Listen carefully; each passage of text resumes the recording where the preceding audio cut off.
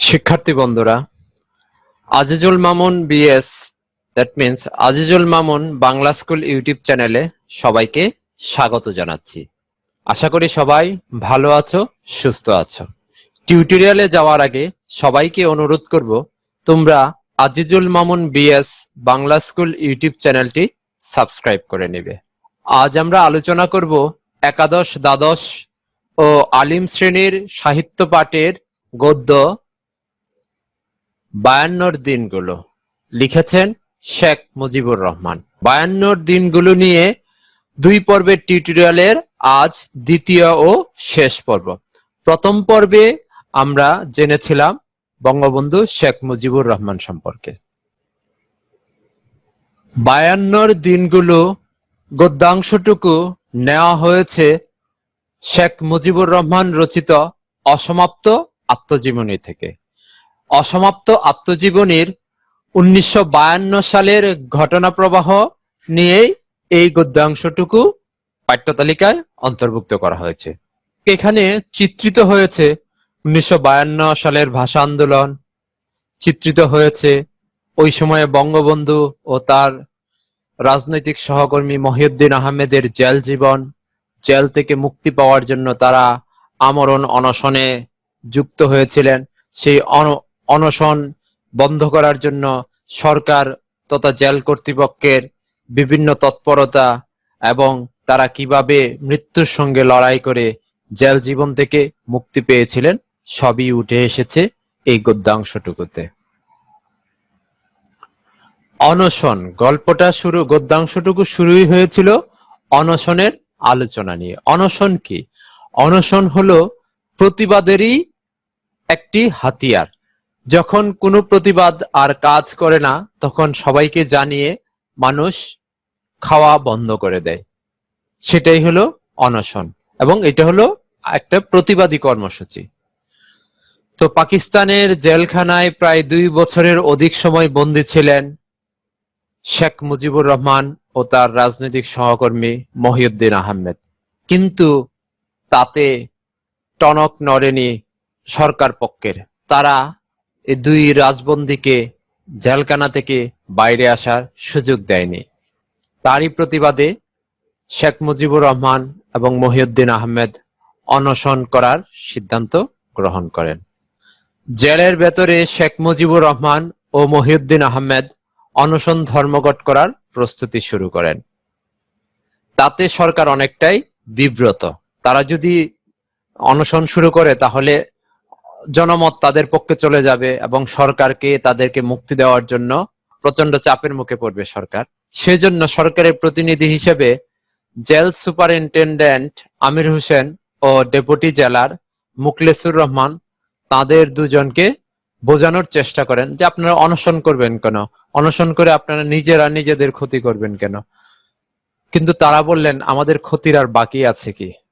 আমরা এই যে পরিবার পরিজন আত্মীয় স্বজন ছাড়া বছরের পর বছর জেলে আটকে আছি, আমাদের অপরাধ কি? কি অপরাধে? অপরাধ থাকলে আমরা জেল কাটতাম, কিন্তু আমাদের বিনা অপরাধে বিনা বিচারে কেন জেলে আটকে রাখা হচ্ছে? তারা তাদের সিদ্ধান্তে অটল। এ পথে মৃত্যু আসলেও তারা অনশনই করবেন। সরকার বিনা বিচারে বছরের পর বছর আটকে রেখেছে, তার প্রতিবাদে এই অনশন।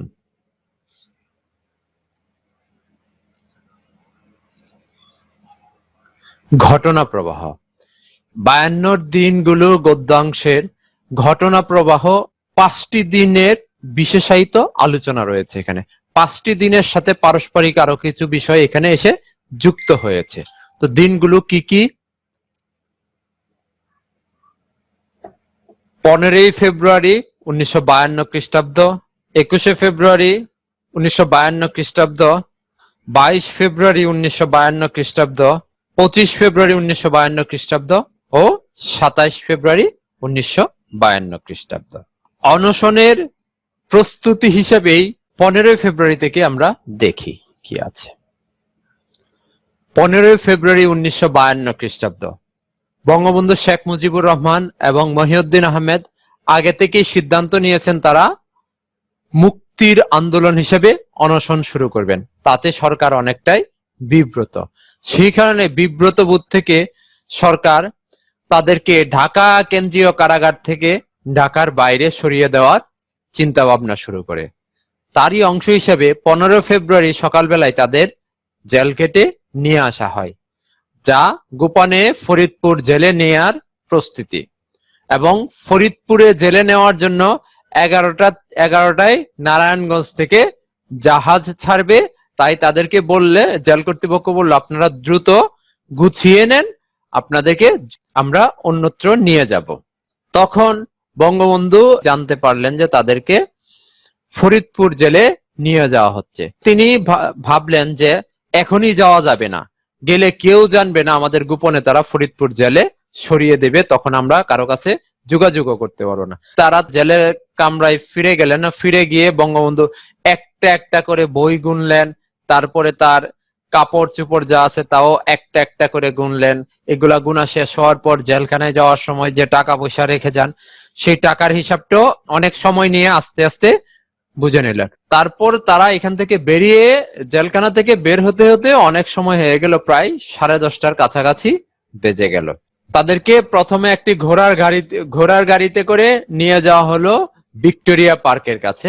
ওখান থেকে একটি ট্যাক্সি আগে থেকেই রেডি করা ছিল, তাদেরকে নিয়ে ওই ট্যাক্সি রওনা দিল নারায়ণগঞ্জের উদ্দেশ্যে জাহাজ ধরবে বলে। তারা খুব দ্রুত গতিতে যাচ্ছিল যেন 11টার জাহাজ ধরতে পারে। বঙ্গবন্ধু শেখ মুজিব তখন তাদেরকে বলবেন যে এত দ্রুত যাবেন না ভাই, বাবার যুগের জীবনটা আমি এই রাস্তায় রেখে যেতে চাই না। তারা ইচ্ছা করে দেরি করেছিলেন এবং জাহাজ ঘাটে গিয়ে দেখেন যে জাহাজ ফরিদপুরের উদ্দেশ্যে ছেড়ে চলে গেছে। তখন তাদের কি করতে হবে, ঊর্ধ্বতন কর্তৃপক্ষকে ফোন করলো এবং তাদেরকে নিয়ে আসা হলো নারায়ণগঞ্জ থানায়। তখন ব্যারাকেরই একটি রুমে, পুলিশ সদস্যরা যেখানে থাকতো ব্যারাকেরই একটি রুমে তাদেরকে রাখা হলো। এবং পরের জাহাজটা ছেড়ে যায় রাত 1টায়, সেই জাহাজে তাদের ফরিদপুর নেওয়ার চেষ্টা করা হবে। রাত 11টায় তাদেরকে জাহাজ ঘাটে নিয়ে আসা হলো এবং এখানে অনেকের সাথে দেখা হলো, কথাবার্তা হলো। তাদেরকে বঙ্গবন্ধু এবং মহিউদ্দিন জানালেন যে তাদেরকে ফরিদপুর জেলে নিয়ে যাওয়া হচ্ছে এবং তারা যেন অন্যদেরকেও জানিয়ে দেয়। এখানে সহকর্মীদের কাছ থেকে বিদায় নিয়ে তারা জাহাজে উঠলেন। বিদায় নেওয়ার সময় বঙ্গবন্ধু বললেন, যদি মরে যাই তাহলে তোমরা আমাদের দাবি রেখো না, আমাদের মাফ করে দিও। সেখান থেকে রাত 1টায় তাদেরকে নিয়ে পৌঁছালো গোয়ালন্দ ঘাটে এবং ঘাট থেকে ট্রেনে করে ভোর 4টায় তারা ফরিদপুর পৌঁছান এবং জেলখানার কাছে গিয়ে দেখেন যে জেলখানার গেট বন্ধ। জেল কর্তৃপক্ষ এখন তাকে বুঝে নেবেন না, সকাল না হলে, ঊর্ধ্বতন কর্তৃপক্ষ না আসলে। তখন সাথে যারা পুলিশ কর্মী এবং তাদেরকে যারা গার্ড দিয়ে নিয়ে গেছিল তাদেরকে বঙ্গবন্ধু, চলেন নাস্তা করে আসি। নাস্তা করার উদ্দেশ্য ছিল যে কারোর সাথে দেখা হয় কিনা। তারা ওইখানে দোকানে গেলেন। দোকানে গিয়ে দোকানদারকে বঙ্গবন্ধু বললেন যে আমি শেখ মুজিব, আমাদেরকে ফরিদপুর জেলখানায় নিয়ে আসা হয়েছে, এটা এগুলো আমার লোকজনকে বা আমাদের লোকজনকে একটু জানিয়ে দিও। তারপর এখানে নাস্তা করে তারা যখন ফিরে আসেন তখন আবার সাইকেল চালিয়ে যাচ্ছিলেন আওয়ামী লীগের কর্মী মহিউদ্দিন, যার সঙ্গে 1946 সালের নির্বাচনের কর্মী হিসেবে বঙ্গবন্ধু কাজ করেছিলেন। মহিউদ্দিনকে ডেকে তিনি বললেন যে আমাদের ফরিদপুর জেলে নিয়ে আসা হয়েছে, তুমি অন্যদেরকে জানিয়ে দিবে যে আমরা ফরিদপুর জেলে আছি। জেলে পৌঁছার পর জেল কর্তৃপক্ষ তাদেরকে বুঝে নিলেন এবং তারা আগে থেকে সিদ্ধান্ত নিয়েছিলেন 15 ফেব্রুয়ারি থেকে অনশন শুরু করবে এবং তারা জেলে পৌঁছেই ওষুধ খেয়ে পেট পুরো পরিষ্কার করে ফেললেন, অনশন শুরু করলেন। 2 দিন পরেই তাদের অবস্থা খারাপ হতে শুরু করে। 4 দিন পর যেহেতু তারা খাচ্ছে নাই, তখন জেল কর্তৃপক্ষ সরকারি নির্দেশনায় নাকের ভিতরে নল ঢুকিয়ে সেখান থেকে খাওয়ানো শুরু করে এবং তাতে কয়েকবার খাওয়ানোর পরে বঙ্গবন্ধুর নাকে আগে থেকেই সমস্যা ছিল এবং সে তাতে প্রায় ঘা হয়ে গেল। আর মহিউদ্দিন সাহেবের আগে গ্যাস্ট্রিক জাতীয় রোগ প্লোরোসিস ছিল, সেটা আরো খারাপ হতে থাকলো। 5-6 দিন পর এমন অবস্থা হলো তারা বিছানা থেকে ওঠার শক্তি শেষ হয়ে গেল। বঙ্গবন্ধু জেলখানার কয়েদিদের দিয়ে কাগজ আনিয়ে 4টি চিঠি লিখে রাখলেন। একটা চিঠি তার স্ত্রী রেনুর জন্য, অপর চিঠি তার বাবার জন্য এবং অন্য 2টি চিঠি তার রাজনৈতিক গুরু হোসেন শহীদ সোহরাওয়ার্দী এবং মাওলানা ভাসানীর জন্য লিখে রাখলেন। যদি তিনি জানালেন যদি আমি মারা যাই তারপর এই চিঠিগুলো তাদের কাছে পৌঁছে দিও। 21 ফেব্রুয়ারি বাঙালির ইতিহাসে এক ভয়াবহতম দিন, যেদিন ভাষার জন্য প্রাণ দিয়েছিল এদেশের ছাত্র জনতা, রিকশাওয়ালা, কৃষক সবাই ভাষার আন্দোলনে সঙ্গী হয়েছিল। সেখানে নির্বিচারে গুলি চালিয়েছিল পাক হানাদার বাহিনী। বঙ্গবন্ধুর চোখে 21শে ফেব্রুয়ারি উদ্বেগ ও উৎকণ্ঠা নিয়ে দিন শুরু হয়। 21শে ফেব্রুয়ারি সরকার 144 ধারা জারি করেছে।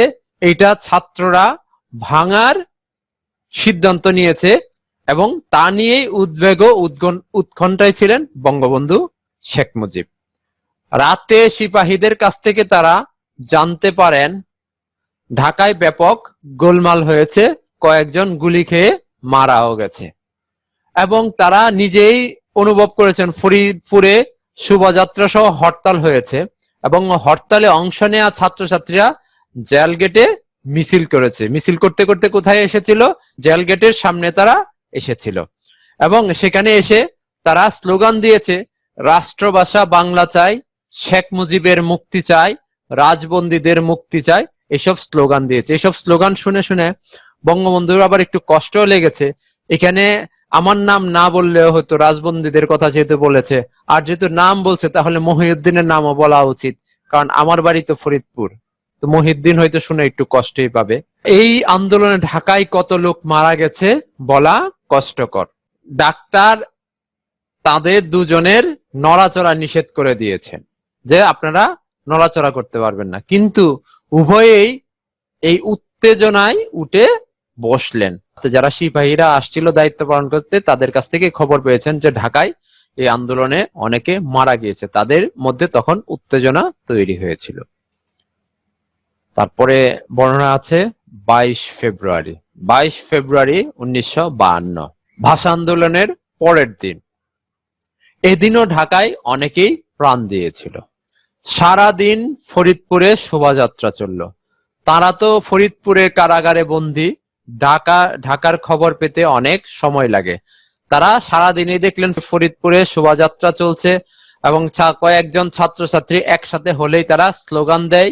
খবরের কাগজে ঢাকার কিছু খবর পাওয়া গেল এবং এই ছাত্রদের আন্দোলনে সমর্থন দেওয়ায় আব্দুর রশিদ তর্কবাগীশ, খয়রাত হোসেন, খান সাহেব, উসমান আলী এমএলএদের গ্রেপ্তার করেছিল এবং তাদের সাথে গ্রেপ্তার হয়েছিলেন ছাত্রনেতা আবুল হোসেন সহ শত শত ছাত্রকর্মী গ্রেপ্তার হয়েছেন। এটা তারা সংবাদপত্রের মাধ্যমে জানতে পারেন।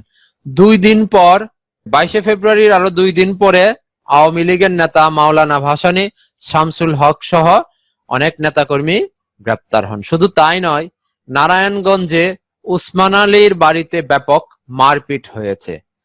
খান সাহেব উসমান আলীর বাড়িতে পুলিশ ব্যাপক মারপিট করেছে।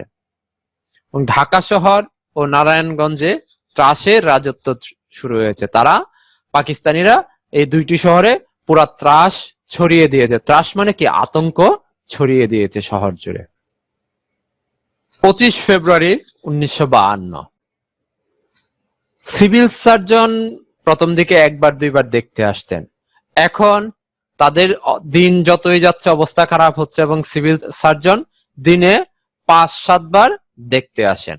25 তারিখ সকালে শেখ মুজিবকে দেখে সিভিল সার্জনের মুখ গম্ভীর হয়ে যায়। তিনি মুখ কালো করে বেরিয়ে যান, মানে তার চেহারাটাই পরিবর্তন হয়ে যায়, অনেকটা বিব্রত বোধ করতে শুরু করেন সিভিল সার্জন। শেখ মুজিবুর রহমান বুঝতে পারলেন তার অবস্থা খারাপ। এই সিভিল সার্জনের চেহারা দেখেই তিনি বুঝতে পারলেন যে তার অবস্থা খারাপ।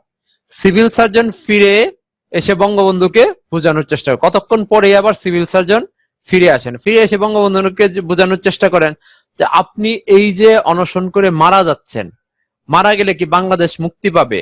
বাংলাদেশের তো আপনাকে প্রয়োজন, আপনি অনশন ভঙ্গ করেন। তখন বঙ্গবন্ধু তাকে বলেছিলেন, আমি মারা গেলে নতুন আরেকজন জন্ম নিবে, কিন্তু এই অন্যায়ের বিরুদ্ধে যে আমি প্রতিবাদ শুরু করেছি, এখান থেকে অন্যায় থেকে আমি মুক্তি না পাওয়া পর্যন্ত এই প্রতিবাদ থেকে আমি বের হচ্ছি না।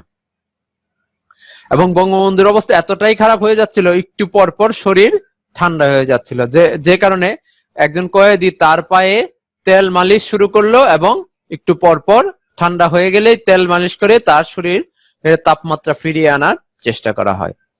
ওই সময়ে বঙ্গবন্ধুর মনে পড়ছিল পরিবারের কথা, দুই ছেলে মেয়ে সহ পরিবারের সদস্য কথা মনে পড়ছিল, এবং তিনি ভাবছিলেন আমি যদি মারা যাই, হাসু এবং কামালকে তো আমার দেখা হলো না, রেনু কি হবে, তাদের কি হবে, তাদের অবস্থা কি হবে।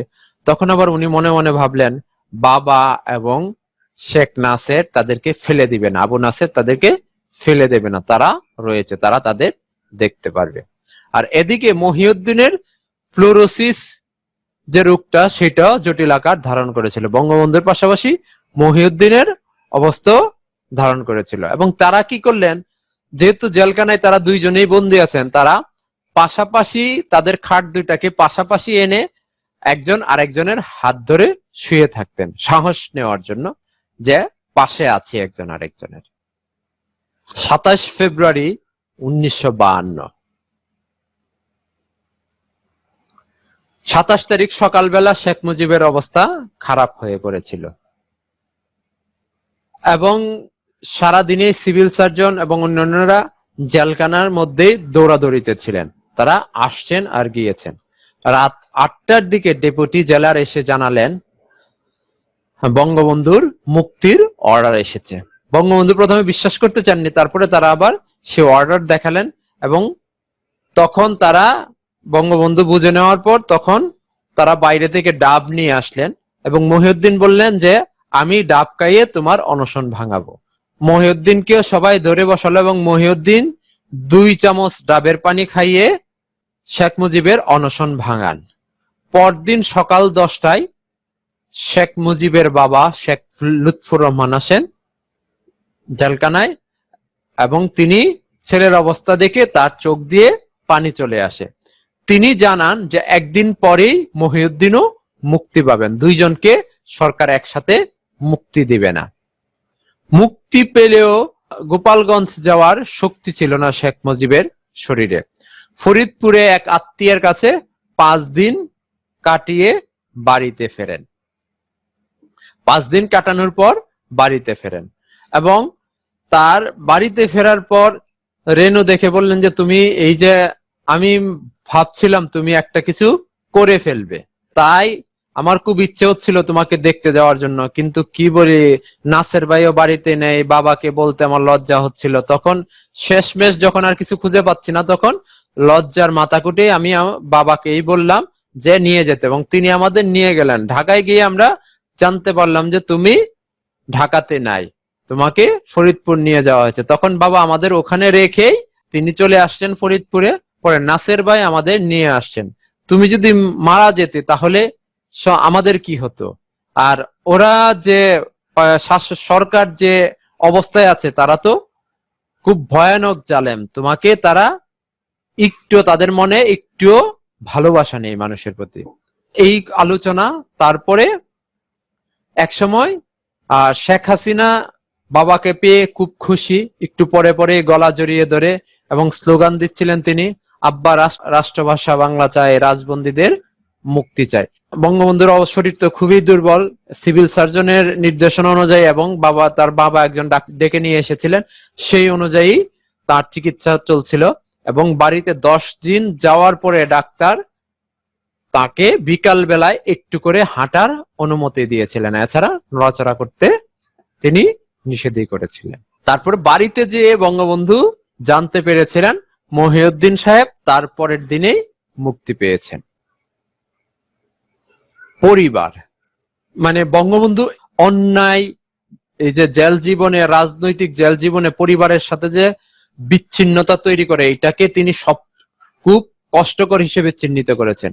তিনি বলেছেন হাসু মাঝে মাঝে খেলা ফেলে আমার কাছে আসে আর আব্বা আব্বা বলে ডাকে, কামাল চেয়ে থাকে। একসময় কামাল হাসিনাকে বলে, হাসু আপা তোমার আব্বাকে আমি একটু আব্বা বলি। কতটুকু নির্মম বাক্য এটুকু, যে ছেলে তার বাবাকে চিনতেই পারে না। আমি আর রেনু দুজনেই শুনলাম, ওকে কোলে নিয়ে বললাম আমি তো তোমারও আব্বা। কামাল আমার কাছে আসতে চাইতো না, এবার গলা ধরে পড়ে রইল। এখন আর ও সহ্য করতে পারছে না। নিজের ছেলেও অনেকদিন না দেখলে ভুলে যায়। আর এই ভুলে থাকার বিষয়টুকু তৈরি করেছে কে? রাষ্ট্রীয় শাসন ব্যবস্থা। সামান্য হলেও কিছু আন্দোলন করেছি স্বাধীনতার জন্য, ভাগ্যের নিষ্ঠুর পরিহাস, আজ আমাকে ও আমার সহকর্মীদের বছরের পর বছর জেল কাটতে হচ্ছে। এই দেশের স্বাধীনতার জন্য আন্দোলন করেছি, কিছু হলে তো আমার অবদান আছে, অথচ ভাগ্যের নির্মম পরিহাস, সেই দেশেই আমাকে আর আমার সহকর্মীদের বছরের পর বছর জেলে বন্দি করে রাখা হচ্ছে। একেই কি বলে স্বাধীনতা? ভয় আমি পাই না, আর মনও শক্ত হয়েছে। আর এই জেল কাটার কারণে আমার মন আরো শক্ত হয়েছে। আমার মনে যে ভয় ছিল, সেই ভয় অনেকটাই দূরীভূত হয়ে গেছে। উপলব্ধি, এ থেকে বঙ্গবন্ধু তার কি মনে হয়েছে এই সংগ্রামে? মানুষ বুঝতে আরম্ভ করেছে যে বিশেষ একটা গোষ্ঠী বাঙালিদের মুখের ভাষা কেড়ে নিতে চায়। মানুষ বুঝতে শুরু করেছে একটা গোষ্ঠী বাঙালিদের মুখের ভাষা কেড়ে নিতে চায়। বাংলা ভাষাকে রাষ্ট্রভাষা না করে উপায় নেই। এখন যে পরিস্থিতি দাঁড়িয়েছে, তাতে বাংলা ভাষাকে রাষ্ট্রভাষা না করে সরকারের আর উপায় নেই। জনমত সৃষ্টি হয়েছে। জনমতের বিরুদ্ধে যেতে শোষকরাও ভয় পায়। আর যারা শোষক, তারা আসলে জনমতের বিরুদ্ধে কাজ করতে পারে না। শাসকরা যখন শোষক হয় বা শোষকদের সাহায্য করতে আরম্ভ করে, তখন দেশের ও জনগণের মঙ্গল হওয়ার চেয়ে অমঙ্গলই বেশি হয়। যখন দেশের শাসকরা শোষক হয়ে যায় বা শোষকদের সাথে সম্পর্ক তৈরি করে, তখন দেশের মানুষ ও জনগণের মঙ্গল হওয়ার চেয়ে অমঙ্গল, তখন মানুষের আসলে ভালো হয় না, মানুষের খারাপই বেশি হয়। প্রবন্ধের পটভূমি। জাতির জনক বঙ্গবন্ধু শেখ মুজিবুর রহমানের 52 দিনগুলি লেখাটি তার অসমাপ্ত আত্মজীবনী গ্রন্থ থেকে সংকলিত হয়েছে। গ্রন্থটি প্রকাশিত হয়েছে 2012 সালে। বন্ধু বান্ধব, সহকর্মী ও সহধর্মিনীর অনুরোধে বঙ্গবন্ধু শেখ মুজিবুর রহমান 1967 সালের মাঝামাঝি সময়ে ঢাকা সেন্ট্রাল জেলে বন্দী থাকা অবস্থায় এই আত্মজীবনী লেখা আরম্ভ করেন। আত্মজীবনীতে 1955 সাল পর্যন্ত ঘটনাবলী স্থান পেয়েছে। যৌবনের অধিকাংশ সময় কারা প্রকোষ্ঠের নির্জনে কাটালেও জনগণ অন্তঃপ্রাণ মানুষটি ছিলেন আপোষহীন, নির্ভীক। জীবনের বিচিত্র অভিজ্ঞতা, গভীর উপলব্ধি ও রাজনৈতিক পর্যবেক্ষণ তিনি এই গ্রন্থে সহজ সরল ভাষায় প্রকাশ করেছেন। তার জীবন থেকে যে অর্জিত অভিজ্ঞতা, জীবন যে উপলব্ধি, রাষ্ট্র ব্যবস্থা, শাসন ব্যবস্থা, সামাজিক ব্যবস্থা এবং রাজনৈতিক পর্যবেক্ষণ নিয়ে এই গ্রন্থে তিনি সহজ সরল ভাষায় তা প্রকাশ করেছেন। 52 দিনগুলো রচনায় 1952 সালে বঙ্গবন্ধুর জেল জীবন ও জেল থেকে মুক্তি লাভের স্মৃতি বিবৃত হয়েছে। তিনি যে জেল কেটেছেন এবং জেল থেকে মুক্তি লাভের বিষয়টি আমরা এতক্ষণ আলোচনা করেছি এবং সেই বিষয়টি এখানে উপস্থাপিত হয়েছে। তৎকালীন পাকিস্তানি শাসক গোষ্ঠীর অপশাসন ও বিনা বিচারে বছরের পর বছর রাজবন্দীদের কারাগারে আটক রাখার প্রতিবাদে 1952 সালে লেখক অনশন ধর্মঘট করেন এবং তার সঙ্গী হয়েছিলেন রাজনৈতিক সহকর্মী মহিউদ্দিন আহমেদ। স্মৃতিচারণে ব্যক্ত হয়েছে অনশনকালে কর্তৃপক্ষের ভূমিকা ও আচরণ, নেতাকর্মীদের সাথে সাক্ষাৎ ও তাদের কাছে বার্তা পৌঁছানোর নানা কৌশল। নেতাকর্মীদের সাথে কিভাবে সাক্ষাৎ করতেন এবং তাদের কাছে কিভাবে বার্তা পৌঁছাতেন, সে কৌশল এখানে ব্যাখ্যা হয়েছে। স্মৃতিচারণে 21শে ফেব্রুয়ারি তারিখে ঢাকায় ছাত্র জনতার মিছিলে গুলির খবর বিশেষভাবে বর্ণিত হয়েছে।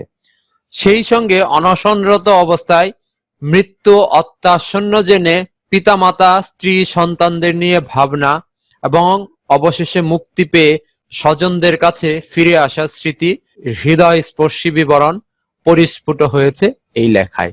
এই লেখার এই অংশটুকুর 52 দিনগুলো অংশটুকুর বর্ণনা কিন্তু মর্মস্পর্শী। শেখ মুজিবুর রহমান এবং মহিউদ্দিন আহমেদ প্রতিবাদ করতে গিয়ে প্রায় মৃত্যুর ধার প্রান্তে চলে গিয়েছিলেন, কিন্তু তারা কিন্তু আপোষ করেননি। তারা পাকিস্তানিদের সাথে আপোষ করেননি। তারা তাদের আন্দোলন দিয়েই মুক্তি অর্জন করে নিয়েছিলেন এবং তাদের প্রতিবাদের সেই যে আপোষহীনতা এবং দেশের প্রতি যে একটা মমত্ববোধ আর দেশের মানুষের প্রতি যে মমত্ববোধ তা এখানে প্রকাশিত হয়েছে। এবং একজন রাজনৈতিক কর্মী আসলে এরকম আপোষহীন হলেই তার সহযোদ্ধা সহকর্মী দেশবাসীর জন্য কিছু অর্জন করতে পারেন, কিছু নিয়ে আসতে পারেন।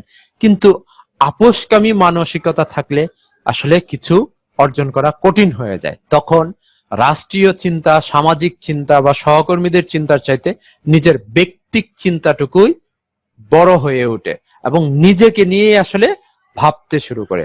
কিন্তু বঙ্গবন্ধু সেই ব্যক্তিকেন্দ্রিক চিন্তা থেকে কিন্তু তিনি দূরে ছিলেন। তার কাছে রাজনৈতিক অর্জনটাই ছিল বড়। স্ত্রী সন্তান পরিবারের কথা বারবার তার হৃদয়ে নাড়া দিয়েছে, কিন্তু তারপরে তিনি আপোষ করেননি। তিনি প্রতিবাদ করে সংগ্রাম করেই মুক্তি ছিনিয়ে নিয়েছেন।